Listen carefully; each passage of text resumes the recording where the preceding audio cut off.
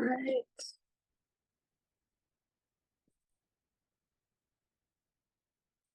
Trying to make this phone stand up.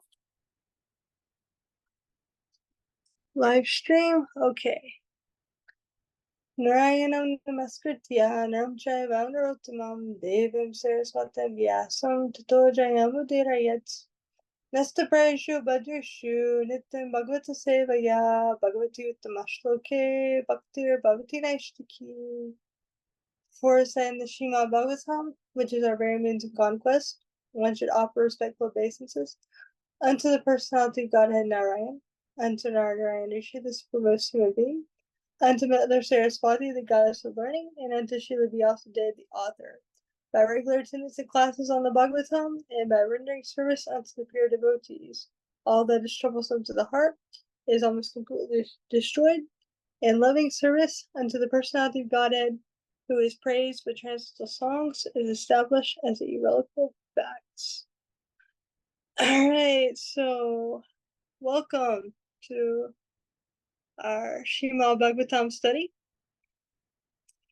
Today we are doing Canto 2, Chapter 1, and we're starting on the last text, text 39.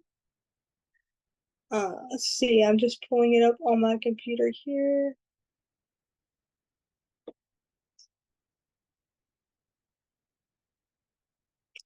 Waiting for everything to load.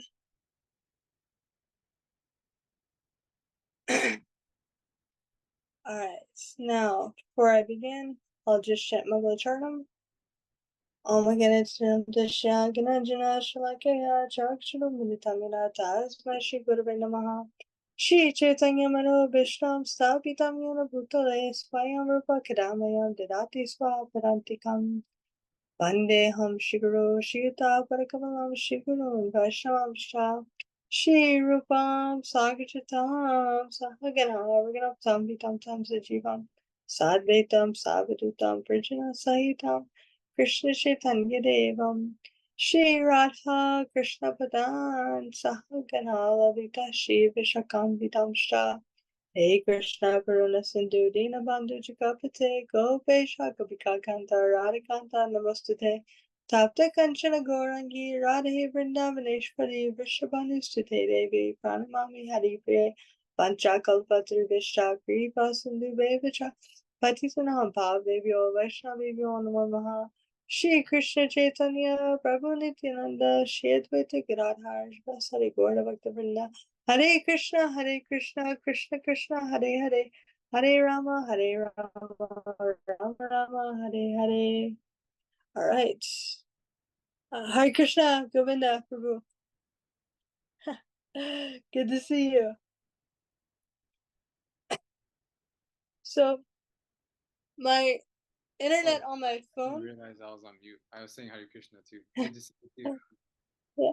My internet on my computer is not working very well, so I'm having to do this from my phone. Okay, no problem. So I'm gonna do the best I can. We just had a storm that knocked out some of the power on the other side of our temple, and the internet's been kind of iffy all day.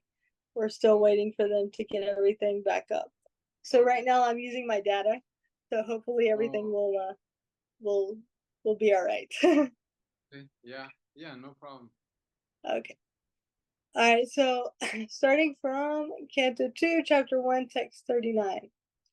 Sasarva Divrit Yanubhuta Sarva Atma Yata Swapna Chanik Shitakaha Tamsak Yamananda Nidhyam Vajeta Nanyatra Sajed Yata Atmapataha. Translation. One should concentrate his mind upon the Supreme Personality of Godhead, who alone distributes himself in so many manifestations, just as ordinary persons create thousands of manifestations in dreams. One must concentrate the mind on him, the only all-blissful absolute truth.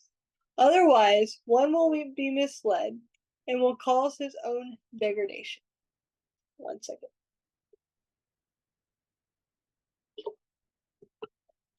All right, purport by His Divine Grace, Srila Prabhupada. In this verse, the process of devotional service is indicated by the great Goswami, Srila Shukadeva. He tries to impress upon us that instead of diverting our attention to several branches of self-realization, we should concentrate upon the Supreme Personality of Godhead as the supreme object of realization, worship, and devotion. Self-realization is, as it were, offering a fight for eternal life against the material struggle for existence, and therefore, by the illusory grace of the external energy, the yogi or devotee is faced with many allurements which can entangle a great fighter again in the bondage of material existence. A yogi can attain miraculous successes in material achievements, such as anima and lagima, by which one can become more minute than the minutest, or lighter than the lightest, or in the ordinary sense, one may achieve material benedictions in the shape of wealth and women. But one is warned against such allurements, because entanglement, again, in such illusory pleasure means degradation of the self and further imprisonment in the material world. By this warning, one should follow one's vigilant intelligence only. The Supreme Lord is one, and his expansions are various. He is therefore the supersoul of everything. When a man sees anything, he must know that he is seeing he must know that his seeing is secondary and the Lord's seeing is primary. One cannot see anything without the Lord's having seen it, without the Lord's having first seen it. That is the instruction of the Vedas and the Upanishads. So whatever we see or do, the supersoul of all acts of seeing or doing is the Lord. This theory of simultaneous oneness and difference between the individual soul and the supersoul is propounded by Lord Sri Chaitanya Mahaprabhu as the philosophy of Achintya Bheda Bheda Tattva. The Virat Rupa, or the gigantic feature of the Supreme Lord, includes everything materially manifested, and therefore the Virat, or gigantic feature of the Lord, is the supersoul of all living and non-living entities. But the Virat Rupa is also the manifestation of Narayan or Vishnu, and going further on and on, one will eventually see that Lord Krishna is the ultimate supersoul of everything that be. The conclusion is that one should unhesitatingly become a worshipper of Lord Krishna, or for that matter, his plenary expansion, Narayan, and none else. In the Vedic hymns, it is clearly said that, first of all, Narayan cast a glance over matter, and thus there was creation. Before creation, there was neither Brahma nor Shiva, what to speak of others. Shripad Shankaracharya has definitely accepted this, that Narayan is beyond the material creation, and that all others are within the material creation. The whole material creation, therefore, is one with and different from Narayan simultaneously, and this supports the Achintya Bheda Bheda Tattva philosophy of Lord Sri Chaitanya Mahaprabhu. Being an emanation from the glancing potency of Narayana, the whole material creation is non-different from him, because it is the effect of his external energy, Bahuranga Maya, and is aloof from the internal potency, Adva Maya. The whole material creation is different from him at the same time. The example given in this verse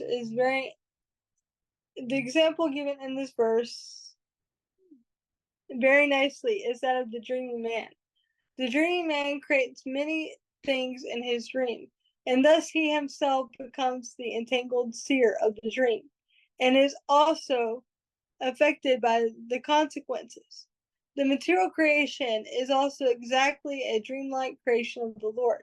He, being the transcendental supersoul, is neither entangled nor affected by the reactions of such a dreamlike creation.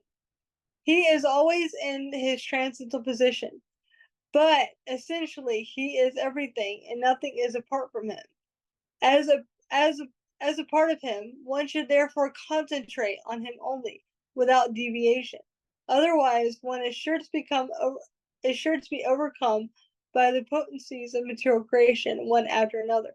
This is confirmed in Bhagavad Gita 9:7 as follows. Sarva bhutani konteya prakritanyati mamikam kalpashaye punastani kalpado vishijamyaham. O son of Kunti, at the end of the millennium, every material manifestation enters into my nature, and at the beginning of another millennium, by my potency, I again create. The human life, however, is an opportunity to get out of this repetition of creation and annihilation. It is a means whereby one may escape the Lord's external potency and enter into his internal potency.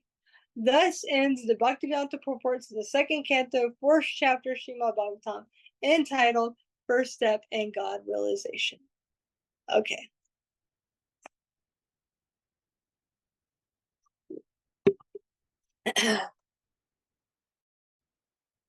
So I will read the translation one more time because that was quite a long purport, just to remind us of where we are. So the translation is, one should concentrate his mind upon the Supreme Personality of Godhead, who alone distributes himself in so many manifestations, just as ordinary persons create thousands of manifestations in dreams. One must concentrate the mind on him, the only all blissful absolute truth. Otherwise, one will be misled and will cause his own degradation. So I was having a discussion with one of my devotee friends over breakfast this morning, and this verse, what Srila Prabhupada says in this purport about this material manifestation, being a part of Krishna's energy, it reminded me of this conversation. We were talking about how sometimes in cultures in India, what I've seen, where people grow up with this idea of reincarnation. The idea that, we have life after life after life. Sometimes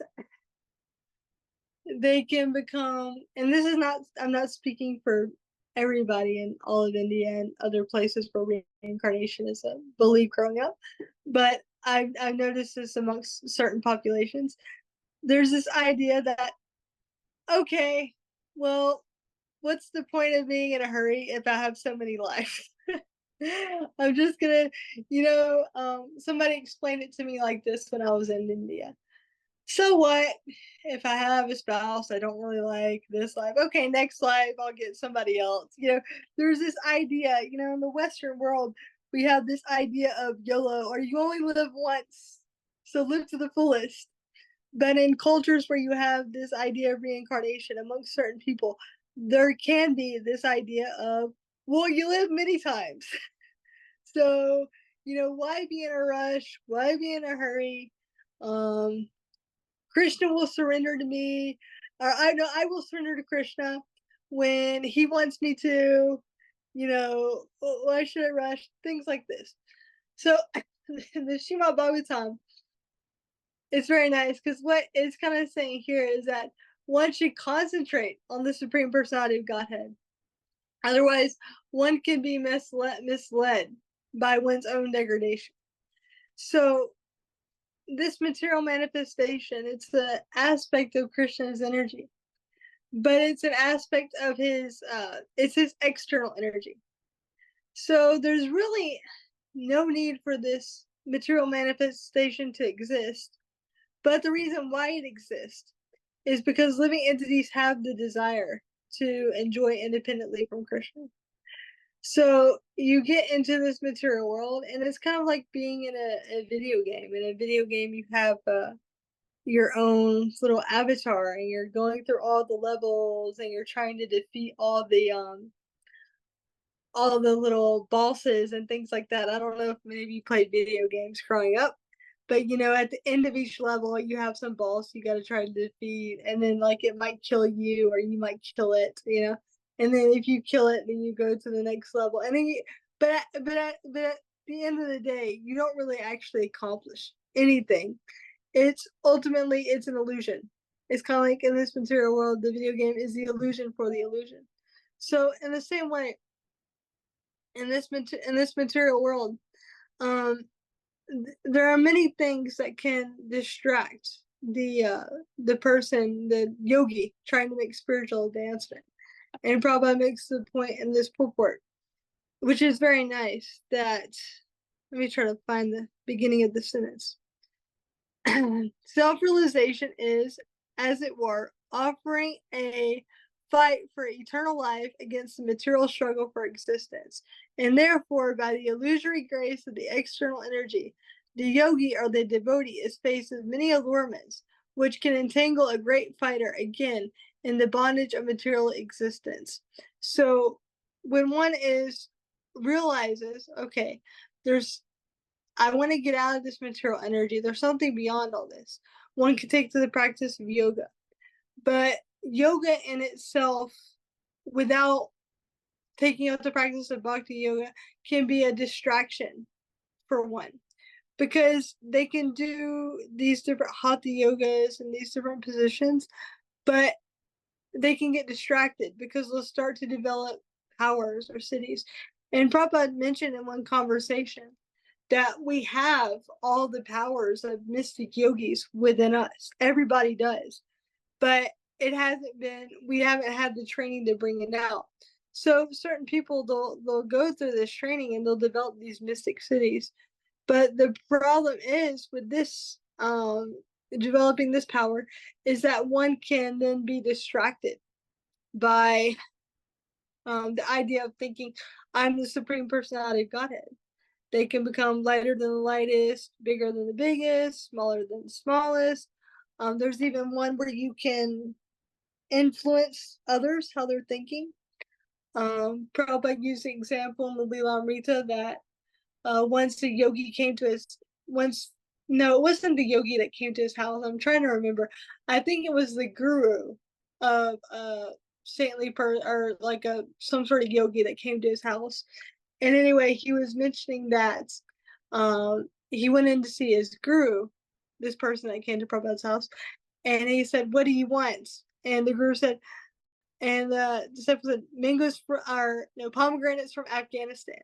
And the guru said, "Go in there." And he went in there. There was pomegranates from Afghanistan sitting on the table. So one of these powers of the mystic yogis is that they can attain anything they want. They can go to any planet they want. You could even create a planet. Heads up to all the Mormons out there who want to go. So yeah, and so when one gets such power, um, there can be a distraction. There can be the tendency to start to use this for one's own sense gratification, and we see this in an example with Bhaktivinoda Thakur. There was a yogi at the time that started to try to preach that he was the Supreme Personality of Godhead. And Bhaktivinoda Thakur, being a great devotee, knew that this person was a fraud, he was fake, but a lot of people were following him. And because he could do very mystical things. And the yogi himself, I'm paraphrasing this story, even put some sort of yogic curse on members of Bhaktivinoda Thakur's family, and they got sick. Bhaktivinoda Thakur, on the day of court, is described that he had to be brought in with in a stretcher. So people were thinking, oh, this yogi is very powerful. And ultimately he was sentenced as, you're guilty of trying to impersonate the Supreme Personality of Godhead. And they got someone to go and cut off his hair because he had all of his mystic potency in his hair, and he lost all of his power right there. But Krishna himself, he never loses his power. He never forgets that he's the Supreme Personality of Godhead. Even when he's a small child, he's acting like a baby. he still knows that he's the Supreme Personality of Godhead when he's killing Trinavarta, when he's killing Putana, and all of these things. But for people who get these yogi powers, they can fall into this Maya, they can fall into this delusion, which is why it's very dangerous. That's why Prabhupada said otherwise one could be misled by these different paths. So therefore, one should focus on the Supreme Personality of Godhead only, and so therefore one will not be cheated or misled. And I was talking with some friends today. We went to Mount Lemon and we were talking about our realizations. And one of those realizations was how Krishna says in the Bhagavad Gita, he is the maintainer of everything and he is the knower of everything. So if one is in alignment with Krishna and Krishna consciousness, that they're trying to serve Krishna, trying to please Krishna, trying to please Guru, then Krishna will guide them and they'll end up exactly where they need to be, serving exactly how they need to serve, and they won't be cheated. But if one is going by their own power, by their own senses, we can see how one can be degraded and one can ultimately lose everything. Kind of like we see in the case of Sabari Muni, because he got distracted a little bit by some fish mating.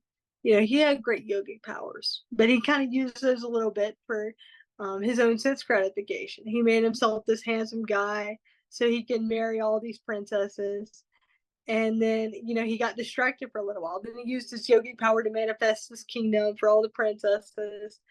And eventually he got back on the path. But it's also an example of how one can be distracted by these yogic powers. So therefore, this chapter kind of concludes. We've been talking about the Virat Rupa. So this chapter kind of concludes with that one should keep their focus on the Supreme Personality of Godhead so that they're not distracted by anything else.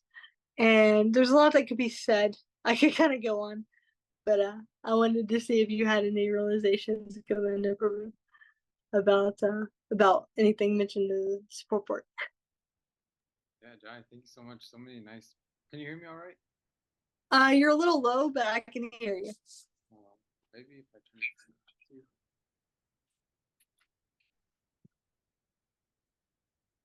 Okay. Is that better or not really? Not really, but it's okay. I can hear you. Although, you know, if you happen to have like headphones with a microphone, sometimes that helps with people that have low volume. Yeah, I just don't know where they are right now. Maybe Okay. All right, no problem. close. Is this better?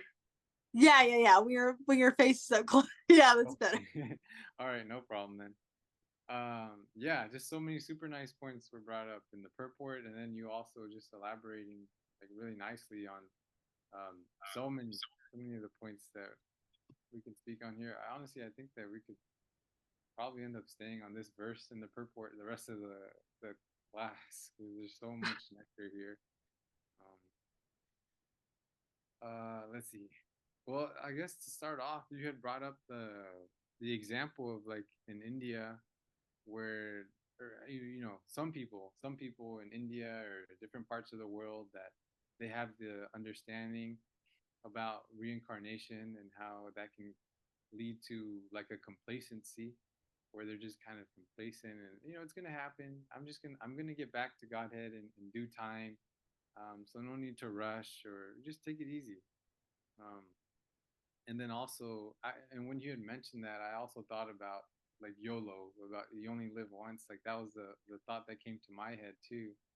In the West, or in places where we don't have that idea of, or we don't understand the reality of reincarnation, that we can have that perspective too, where we want to live life to the fullest and enjoy, and everything is a party, and go that route. Um, yeah, so um,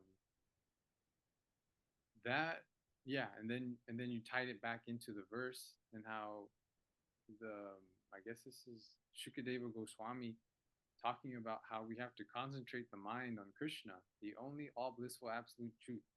Otherwise, one will be misled and will cause his own degradation.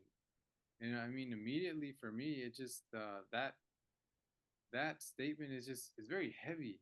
It just Shukadeva Goswami just giving it very, very heavy, just giving the truth as it is. And it and it's and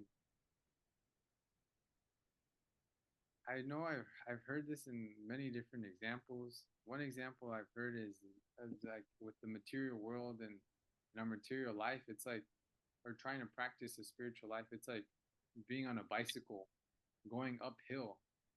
And so if you're not practicing, like practicing is us pushing, we're really pushing to go uphill and climb this hill. But the moment that we stop and we're not practicing or we get diverted, our attention gets diverted into something else, then because we're on a hill, we start going backwards. So there's never a time where we can just stay in one place. We can't, it's not that we can, if I'm not practicing, but I'm also not engaging like myself in the material or material gratification that I'm gonna stay, in a nice place that, I'm gonna situate myself somewhere, and when I'm ready, I'm gonna continue practicing spiritual life. It doesn't work in that way. It's if you're not practicing spiritual life, then you're going backwards. So you either have to continue practicing spiritual life, or you fall down, and you just have to basically keep picking yourself back up, and that's our practice where Mahaprabhu has given us the very simple process of chanting the holy names of Krishna. And so by chanting these holy names of Krishna, that's our practice here. And so we're just trying to fix our mind and chanting this vibration. And he's giving us like the most simple process. Um, but by practicing and by engaging ourselves in this simple process, we're continually pushing ourselves on that bicycle, like continually pushing ourselves up the hill, just by repeating a mantra and hearing the mantra again and again, and especially hearing the shastra and hearing these translations and these purports given to us, hearing and speaking on it, reading it and hearing it and speaking on it, and again and again. This is helping us to stay on that bike and to stay pushing forward because, yeah, I know personally going through like having a second child, moving to a whole new state, getting a new job, just having all these responsibilities and life situations happening all at once. Um, it felt very difficult to try to get back on the bike and to try to keep pushing and pushing and try to keep my mind on Krishna and Krishna conscious things. And so that can happen. It's not that it's like we should feel so you know down on ourselves for those moments that we do get diverted, because like you explained too, Mataji Lavanga, is there's great munis that have been diverted. And so when I think of those different munis, different sages, and different really exalted personalities who've been on the path and that they too have also been diverted, then it's like, well, then, who am I? who am I to think that I can be any different than them? I obviously am not anywhere near where they are, so um, I really need help, and that's what's kind of comes to us. And this is another thing that's been coming too, where there's Rajvi Hari Prabhu. He wrote a nice article on Back to Godhead, and I think he's given nice lectures too on the subject of what Bhakti Tirtha Maharaj wrote. He had his books of Spiritual Warrior, and how he started off, the series with Spiritual Warrior, but then afterwards, as he in his maturity, then he wrote The Beggar. And so, Raja Bihari Prabhu really highlighting really emphasizing how that's how we can start off in our devotional life, in our spiritual life, in our Krishna consciousness is fighting. We want to fight. We want to be these warriors, and we can interpret this, or we can read these verses about have to concentrate the mind on Krishna. It's just like, yeah, I'm gonna concentrate my mind on him, and I'm gonna do this, and just that kind of warrior mood. Um, But eventually, what happens is, with enough, diversions, enough mistakes and missteps, and basically, I mean, just reality coming to us, we come to find out more and more that I can't fight Maya. There's no way that I can fight. And this is actually the first time I saw this, where Krishna refers to Maya as Bahiranga Maya. I hadn't seen that before, but yeah, Oh yeah. yeah, and so gradually in our own experience, we come to that point where we see we can't fight. We can't fight Maya, and so we come and we start transitioning into more of a beggar mood. And so if we're reading that we have to concentrate the mind on Krishna, or else we're going to be misled, and that'll cause our own degradation. Then the mood is shifting into one of like, I need to pray. I really need to pray. I really need mercy. I really need help in this sense. I can't do it on my own. I need help. And so in that mood, there's humility, and I think you brought up humility too when you were speaking. But yeah, and in that mood, when humility can come, and as we're genuinely, like, sincerely having humility, where it's not artificial, but we genuinely have realized and have that realized experience that we really do need help, then concentrating our mind on Krishna um, gets to be easier, because we are in a naturally humble place, and this is what Mahaprabhu tells us. Is it Trinadapi, Sumichana, Rodapi, Vishnu? Uh, yeah, I can't remember. Tarura Pisu Hishnaya. Yeah, Amanila Kirtaniya yeah, Sada. yeah, exactly. Thank you. That yeah, we become more humble than a blade of grass. This is what we need. This is needed. We have to be humble. And so in our experience, we get to see why. What is the importance of humility? Um, which this will be the last thing, because then I feel like you can just bring up all these points and then just get lost in everything that you brought up.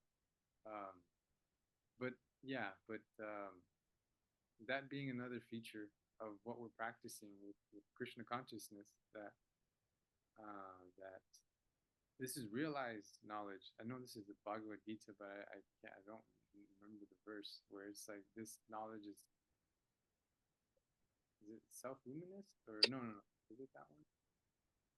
No, it's not self-luminous. It's like the verse where he talks about, where Krishna tells us that, like, this is realized knowledge, that this is, um, you know what I mean?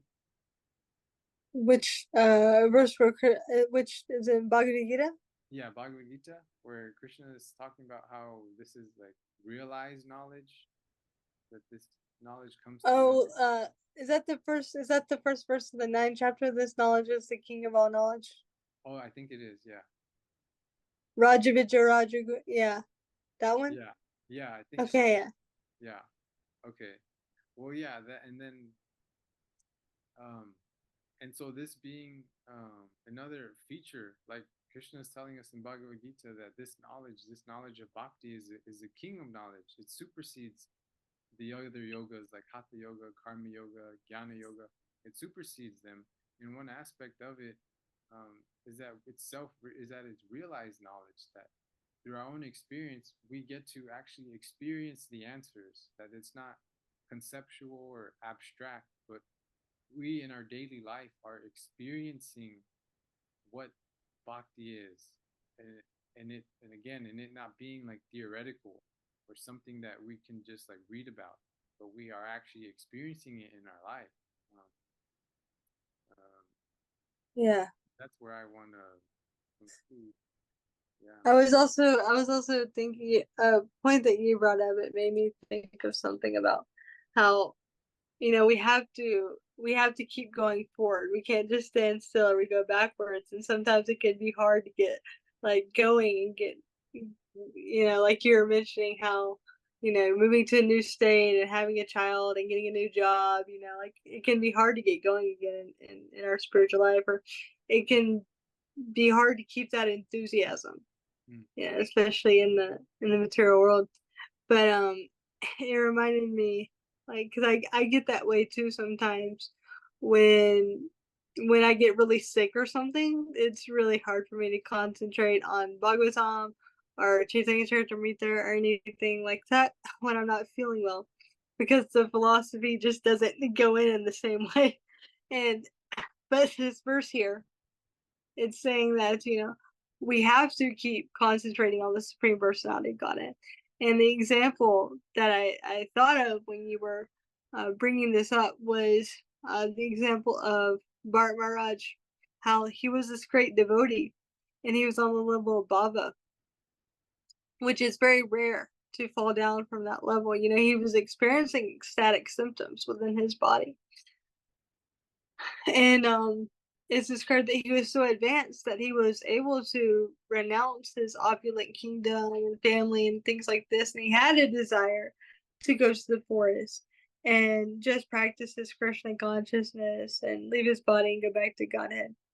But what happened was when he got into the forest, he got distracted by this deer.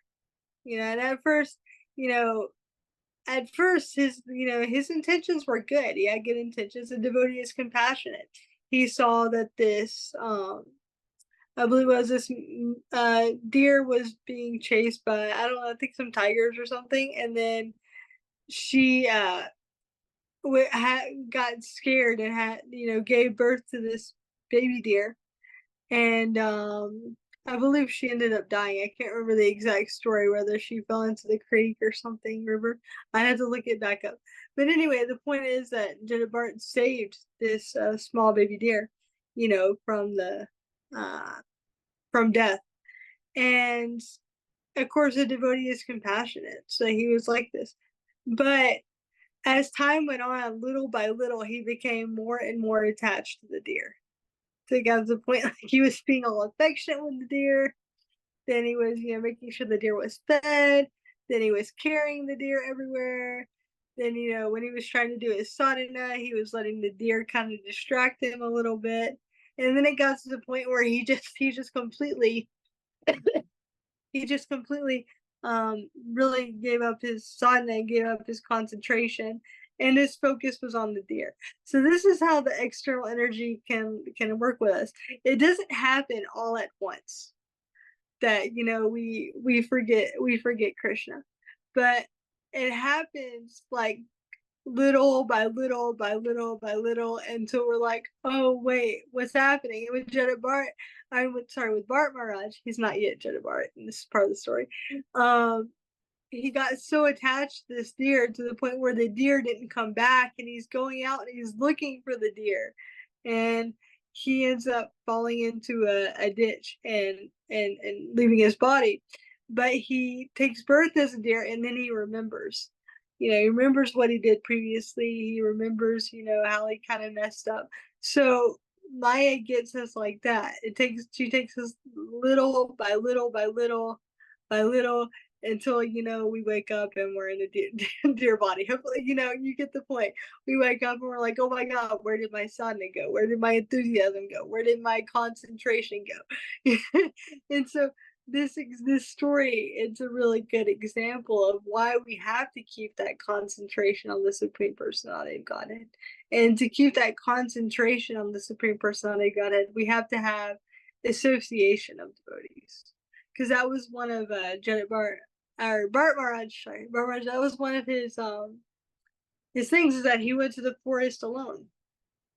And he was just concentrating on his sadhana, and because he was alone, he got distracted. Now, normally somebody on the level of Bhava wouldn't fall down. It's very, very, very rare that this happens. But it's an example given to us as conditioned souls that, if this happened to him, like what to speak of those of us who are on the level of anartha nivritti. That's what I was gonna Maybe. say that. Maybe. Maybe if we're lucky, we're on the level of anartha nivritti. Um, so we have to keep ourselves in good association and with people that will remind us of Krishna, which is why sanghas like this are very important. Weekly sanghas like this to come to attend to discuss Srimad Bhagavatam, because it puts our mind back on track, Krishna, even just for a little bit of time. And a lot of times, with these online Zoom things, everybody has good intentions. Everybody wants to study Prabhupada's books, but there will always be reasons to not do it. There's always going to be a reason. I'm really busy today. I have this, I have that. And of course, some reasons are valid. Like, I can't connect to the internet, or I got caught in traffic and couldn't get back in time, or I'm very, very sick, or, whatever it may be. But there's always going to be some type of distraction, because this is how Maya works. Maya gives us some distraction, or tries to distract us away from Krishna, because that's kind of her job, in a sense, is she's protecting Krishna from people who are not fully sincere, and people who aren't going to people who just want to exploit Krishna. It's like if you have a dear relative, that relative will be kind of protective of you and try to make sure other people don't exploit you. That's why when young people, this is a material example, but that's why when young people are looking to get married, their parents have an invested interest usually in what type of spouse they're choosing, because they want to make sure that I don't want my son or my daughter to be cheated by somebody. So in the same way, Maya, she's testing the living entity to make sure, okay, do you want this? Do you still want that? Or do you just want Krishna? So many material distractions will be thrown in our way. But this is the material nature. It's part of Krishna's energy, and we're in it because ultimately we have the desire to be in it. But the way that we can get out of this illusion or conception is that we have to think, okay, this material energy is Krishna's, so therefore let me take it and let me use it in service to Krishna. And then what is material then becomes spiritual. Prabhupada would say in one lecture that the difference between the material world and the spiritual world is basically our consciousness. Because for the pure devotee, they're engaging everything in Krishna's service. This is why the pure devotee is described, they can be in heaven, or they can be in hell, they can be in the material world, and they can be Krishna conscious. Because wherever they go, they're seeing Krishna, they're reminded of Krishna, because they look at this energy around and they think, oh, this is Krishna's. So the point is, but going back to my original point, how we get there, fully concentrating our mind on the Supreme Personality of Godhead, is we have to remain in good association. And also, another realization is that we have to be willing to act for the welfare of others.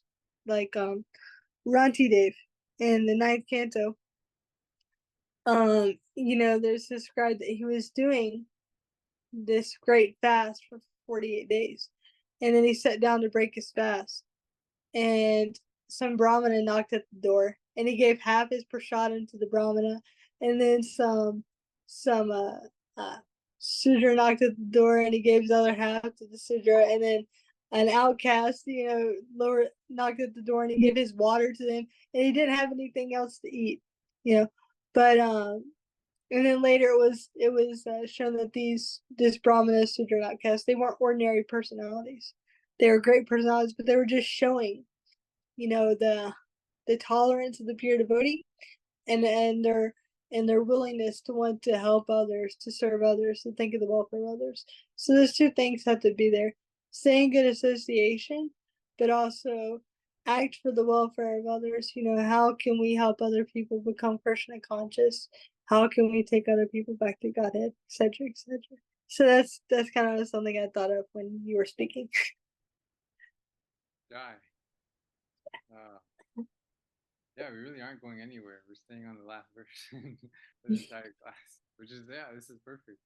Well, I mean, before I Yeah. do anything though, I just want to give this like as an invitation because, um, yeah, I mean, hearing from you and just hearing about like the importance of association and how purifying it is to like this sangha, and just really hearing like your appreciation for this sangha, even though it's just like you and I, and before it was just like you and Yamuna, and like even though it's just very small, like it's still Krishna is paying attention. He's seeing like what are we utilizing our time for, and so I just want to make an invitation because I see that on Facebook and I think on YouTube too that there are other devotees that do watch the class, and so please, I know I'm not one to speak. I was gone for some time, for a few months, so but please join us.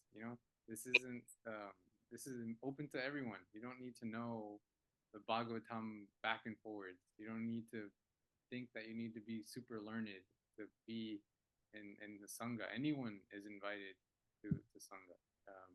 If you're hearing the if you're hearing the class on Facebook, if you're listening to it on YouTube, whenever the recording comes out, then that's Krishna's invitation to you to join. And if we take that extra step to come out of our comfort zone a little bit, Krishna reciprocates, and it's so purifying to be hearing about the Srimad Bhagavatam, and even more purifying to just speak about whatever realization that you have. There was a nice pastime with Srila Prabhupada and not Janaki. What is her name? What do you remember? Shama Sundar and Malati Devi's Saraswati, their daughter. Saraswati. Yeah, yeah. There's a really nice pastime with Srila Prabhupada and Saraswati where Saraswati she was little. I think she was like 2 or 3 years old, and she would just be going up to anyone really, and just asking them, "Do you know who Krishna is?" And they would say no, or they would say, "I don't know." She'd say, "He's the supreme personality of Godhead," and then she would just go to the next person and just and Srila Prabhupada, he said he was saying like, just see, just see. She's preaching. That's preaching.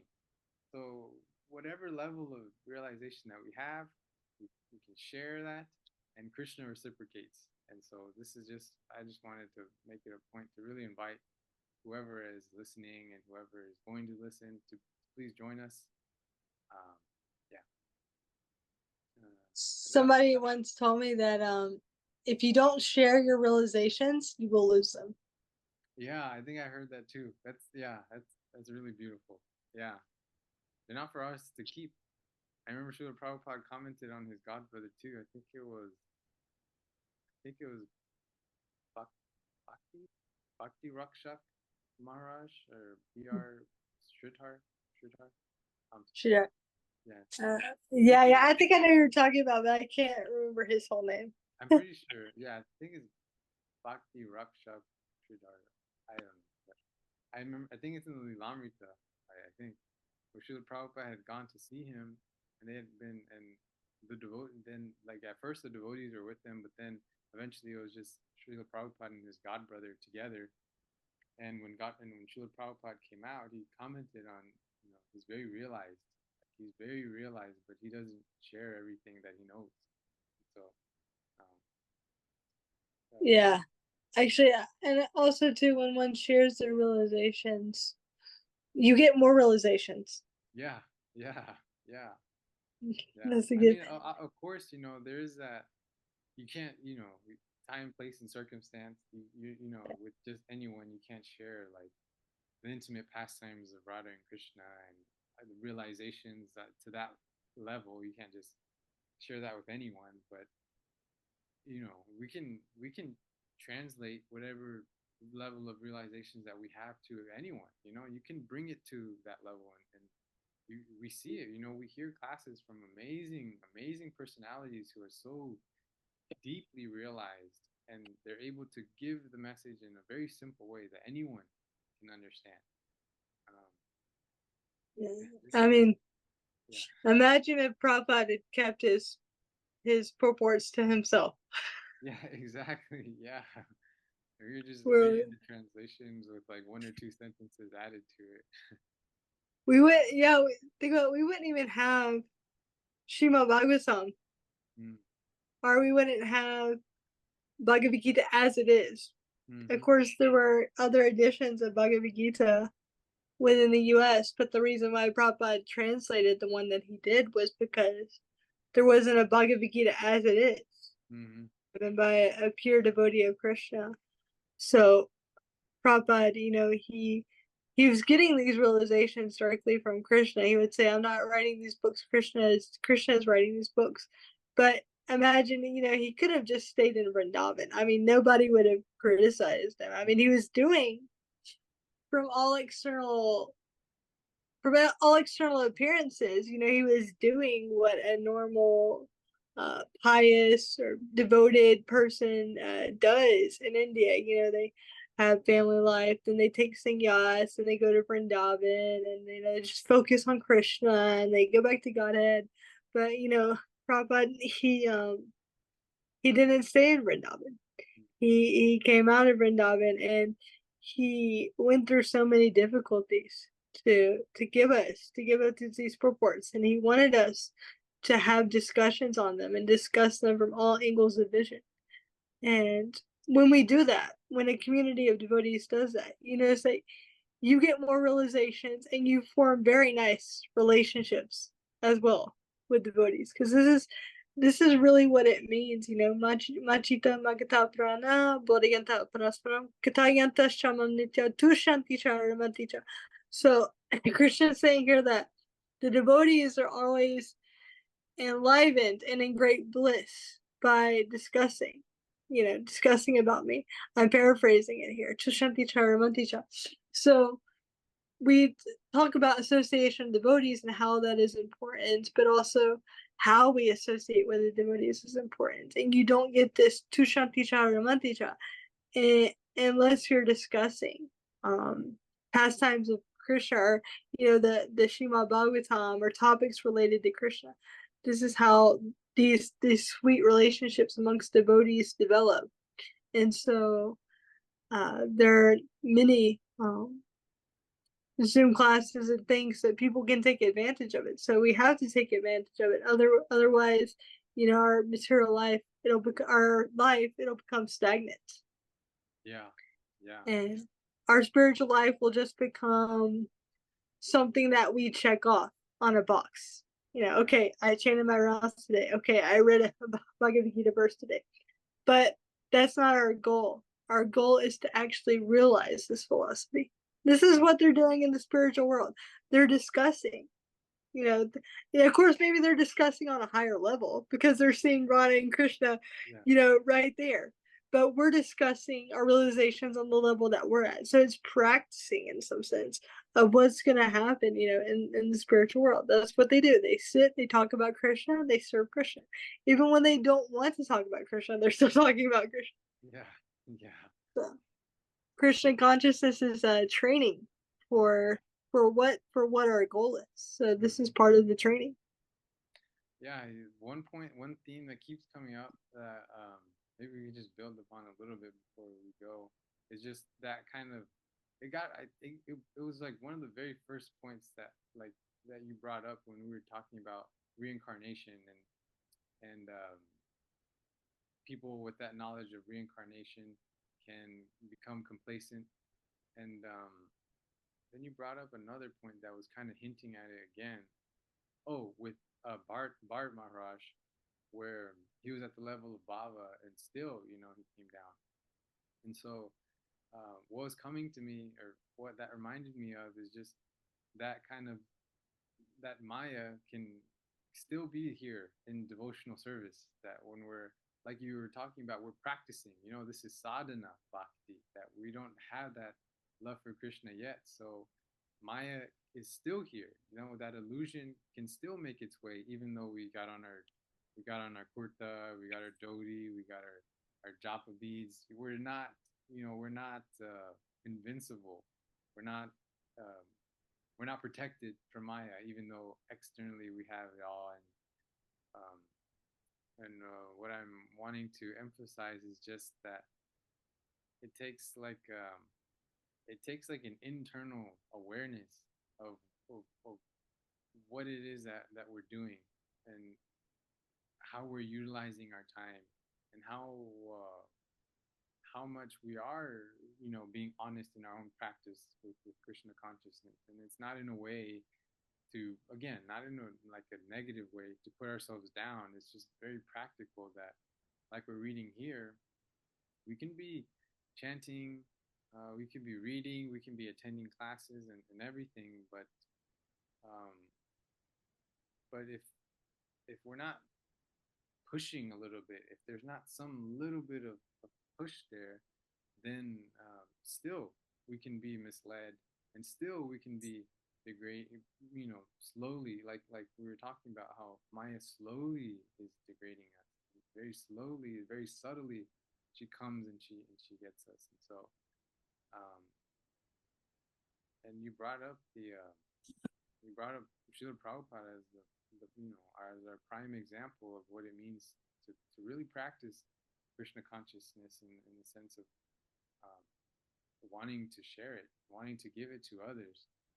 And then the main thing too with this aspect too of sharing it, and um, yeah, of sharing Krishna consciousness with others, is that, as Prabhupada says, that purity is the force. And so if we ourselves are not pure, then we can only share Krishna consciousness so far. But if that purity is there, then it can really impact someone else. It can really touch their heart because we ourselves are pure. And our love for Krishna is very strong, um, because of that purity. And if that purity is present in us, then that can inspire someone else. But if we ourselves are not so pure, we have some things that we're still working through, then obviously there's never any loss in sharing and speaking about Krishna. It's just the impact that we have on someone else is not as substantial as it would be if we were more pure. And this is a work in progress. We're working towards that purity. And then that the last thing is just highlighting for me, like, the sense of responsibility that we each hold. Every single devotee, we each have this responsibility. No one.